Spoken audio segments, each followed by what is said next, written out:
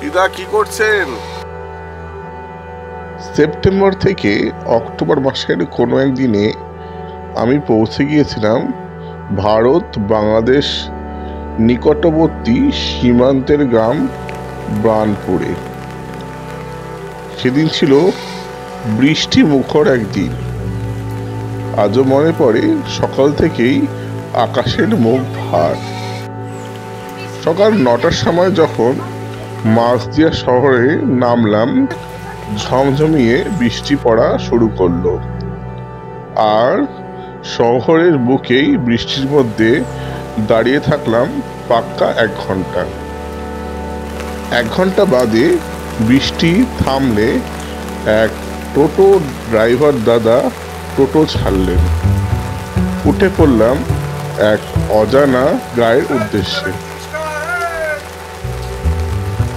মাথাভাঙা চূর্ণী নদী বাঁচাও কমিটির সম্পাদক শ্রদ্ধেয় স্বপন ভৌমিক মহাশয় আমাকে আমন্ত্রণ জানিয়েছিলেন। তিনি বলেছিলেন যে ওই দিন ওই গ্রামে নদী সভা অনুষ্ঠিত হবে। যাই হোক, মাঝদিয়া শহর থেকে 20 মিনিট পরে পৌঁছে গেলাম বার্নপুর মোড়ে। বাকিটা রাস্তা পায়ে হেঁটে চললুম। গ্রামের মানুষকে ঠিকানা জিজ্ঞেস করতে করতে।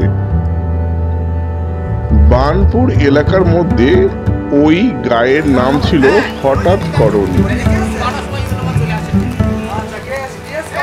নাম শুনেই বুঝতে পারছেন যে হঠাৎ করে গজিয়ে উঠেছে বোধহয়। ওখানে গিয়ে গ্রামবাসীদের কাছে জানতে পারলাম যে ওই গ্রাম সব সাঁওতাল পরিবারের বসবাস। এদের নিজেদের কোনো জমি জমা ছিল না। এখানকার পুরুষদের জীবিকা হলো হয় কৃষি ক্ষেতে দিন মজুরি করা, নয়তো মাছ ধরা। আজ মাথাভাঙা চূর্ণী নদীতে দূষণের জন্য অনেকের জীবিকা হারিয়ে জীবন বিপন্ন।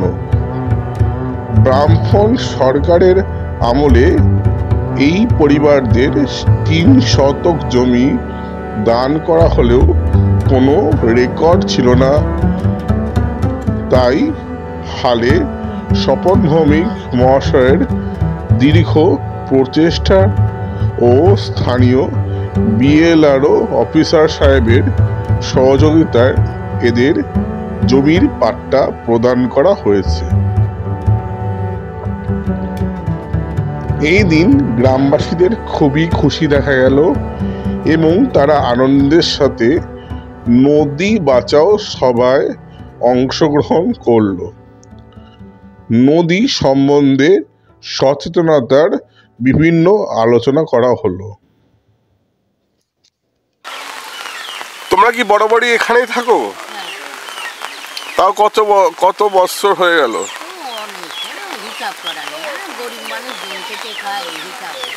এখানে তোমাদের নিজস্ব জায়গা না সরকার থেকে জমি পেয়েছো? তোমার বাড়িতে কজন সদস্য?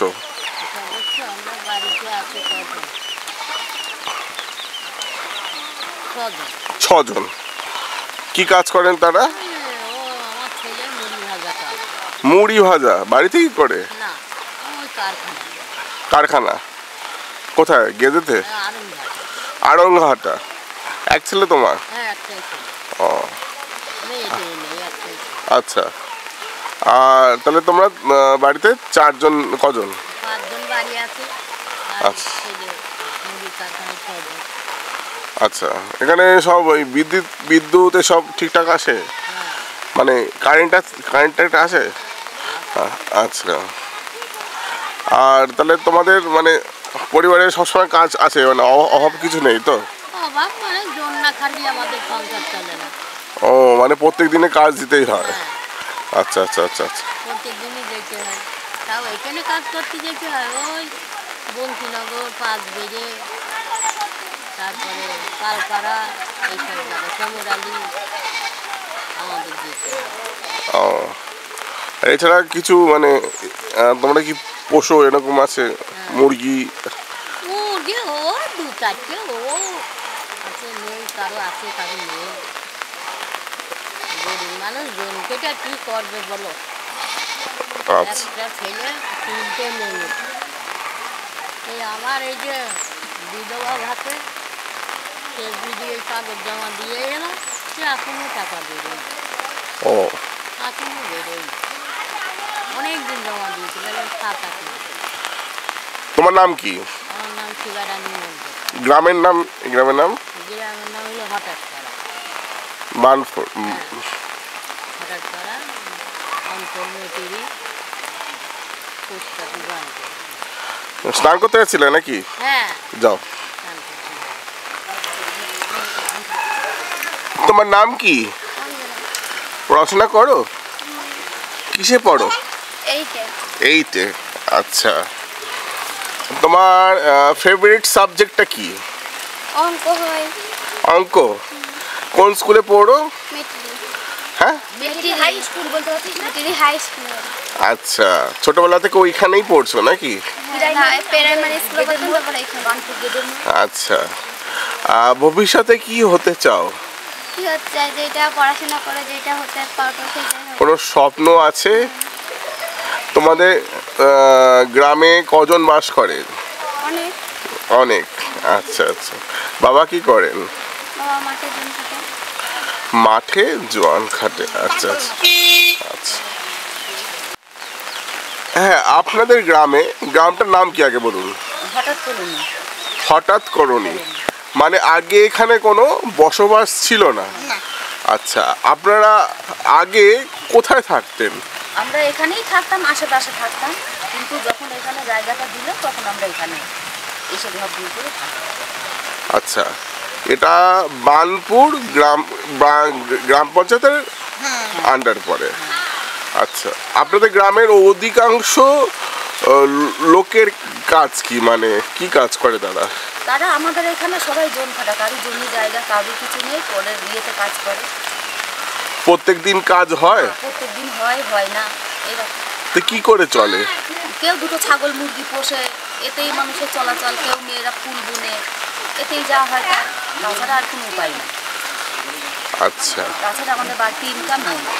আচ্ছা, মানে কোনো জমি জমা নেই? আমাদের কোনো জমি জায়গা কিচ্ছু নেই, পরের জমিতে গিয়ে আমাদের কাজ করতে হয়। আচ্ছা আচ্ছা, এখন এই বর্ষাকালে কি কাজ? মাঠে এখন কাজ কোথায়, এখন সব ঘুরে আসছে। পাট ছাড়ানোর কাজ পাচ্ছেন? কাজ হয়ে গেছে, এখন আর তাছাড়া এই বর্ষায় তো কাজ হবে না। আচ্ছা, আপনার নাম? আমার নাম বর্ণা মন্ডল। বাড়িতে কজন সদস্য? স্বামীর নাম বলতে হবে? হ্যাঁ বলুন। স্বামীর নাম লক্ষণ মন্ডল, বড় ছেলের নাম প্রসেনজিৎ মন্ডল, ছোট ছেলের নাম বিশ্বজিৎ মন্ডল। আচ্ছা, আমরা তাহলে আপনারা মোট 4 জন? বৌমা আছে, নাতি ছেলে আছে একটা। আচ্ছা আচ্ছা, মানে সবাই তাহলে এই মাঠে কাজ। আচ্ছা আচ্ছা, কেউ এরকম বাইরে যেতে? বাইরে যায়, এখন বাইরে মানুষের আবহাওয়া ভালো না, ডেঙ্গু জ্বর হয় বলে এখন ভয়তে বাড়িতে যায়। কোথায় গিয়েছিল আপনার ছেলে বা স্বামী? কেউ কোথাও গেছিল না, এর আগে? ছোট ছেলে বাইরেই থাকে এখন। কি কাজ? কেরালাই কোম্পানির কাজ করে, সাবান ফ্যাক্টরিতে। এখন ওখানে আছে না বাড়িতে আছে? না, ওখানেই আছে। মানে সে বিদেশে আছে, আপনাদের সব সময় একটু চিন্তার মধ্যে থাকেন। হ্যাঁ। আচ্ছা, এছাড়া আপনাদের গ্রামে মানে এই ইলেকট্রিসিটি মানে এই বিদ্যুৎ পরিষেবা সবসময় পাওয়া যায়? হ্যাঁ, সবসময় পাই। ও, আপনাদের গ্রামের মেয়ে মৌরা কোনো মানে এই যে হাঁস মুরগি বা এই পোষা ছাড়া বিড়ি এইসব কিছু এইসব কাজ এখানে নেই নাকি? আচ্ছা, আর এমনি মেয়েরা কেউ খেতে কাজ করতে যায় না? আচ্ছা, তখন যখন যান দৈনিক কত করে পান? 200। ক ঘন্টা কাজ করতে হয় তখন? আচ্ছা, মানে এই খেতে নিড়ানো, ফসল তোলা, এই সমস্ত কাজ।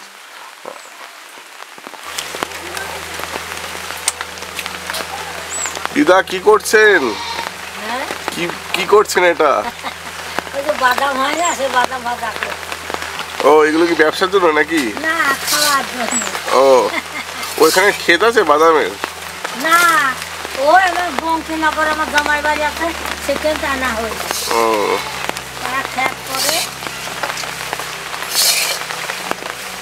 আপনারা আগে কোথায় থাকতেন? এখানে থাকতেন? হ্যাঁ, ও এখানেই রয়ে ওই কালেরতে। আপনার নাম? আমার নাম কাজলী মন্ডল। কত বয়স হলো? তা জানি, আপনারা উত্তর দিতে হবে। আচ্ছা আর ওইটা জানি না। বলুন। 24শে সেপ্টেম্বর বিশ্ব নদী দিবস।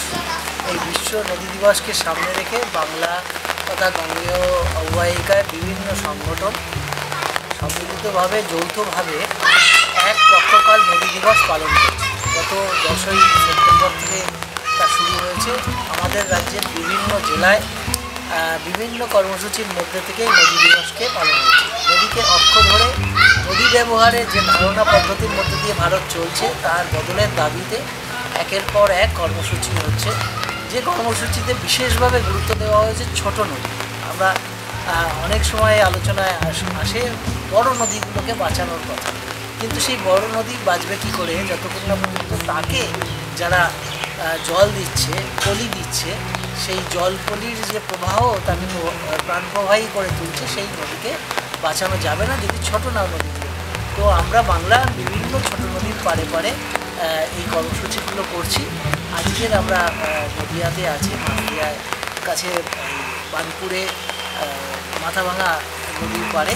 এখান থেকে আমরা এই মাথাভাঙা নদীর একটি কঠিন সমস্যা দীর্ঘদিন ধরে এখানকার মানুষেরা লড়াই আন্দোলন করছে।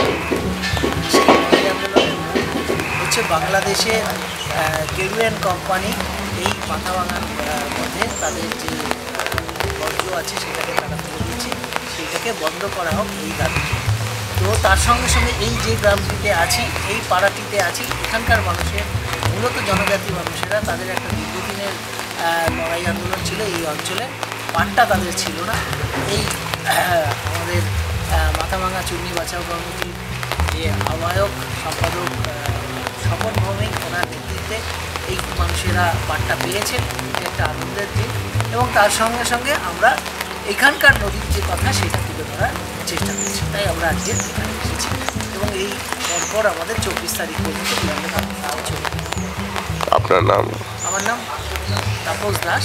আমি নদী বাঁচাও জীবন বাঁচাও আন্দোলনের নদী।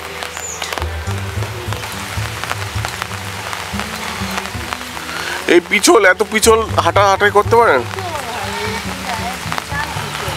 ও ঠিক আছে, যান, খাওয়া দাওয়া করুন।